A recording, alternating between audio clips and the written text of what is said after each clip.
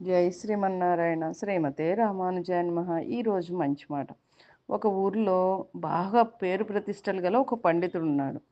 ఆయనకి వాక్పటిమ చాలా బాగా ఉండేది.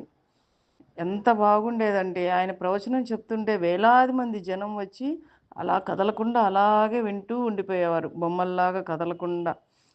అలా ఆయన చెప్తూ ఉంటే అందరూ లీనమైపోయి అలా వింటూ ఉండిపోయేవారు, మైమర్చిపోయి. అలా ఆయన ప్రఖ్యాతి చుట్టుపక్కల చాలా గ్రామాల్లో వ్యాపించింది. ఒకసారి ఆయన ప్రవచనం కోసం వేరే ఊరు వెళ్ళాల్సి వచ్చింది. ఆ ఊరు వెళ్ళే బస్సు ఎక్కి టికెట్ తీసుకున్నాడు. అయితే పొరపాటున కండక్టర్ ఒక 10 రూపాయలు ఎక్కువ ఇచ్చాడు. ఆ పండితుడు అది గమనించి తిరిగి ఇవ్వాలని అనుకున్నాడు. కానీ బస్సు నిండా జనం కిక్కిరిసిపోయి ఉండటంతో దిగేటప్పుడు ఇద్దాంలే అని కూర్చున్నాడు. కొంచెం సేపు తర్వాత అతని మనసులో ఆలోచనలు వచ్చినాయి.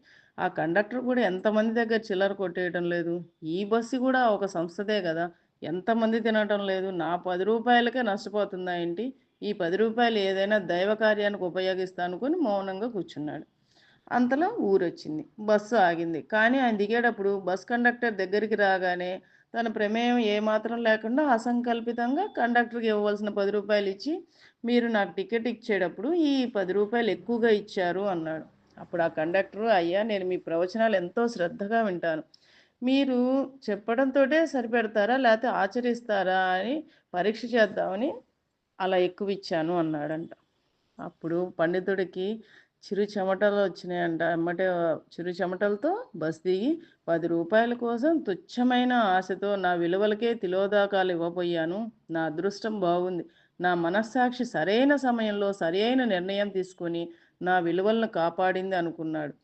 అందుకనే జీవితకాలం పాటు సంపాదించుకున్న మంచితనం కూడా సర్వనాశనం కావడానికి క్షణం చాలు. అందుకే మనస్సాక్షి చెప్పినట్టు సరైన సమయంలో సరైన నిర్ణయం తీసుకోవాలి.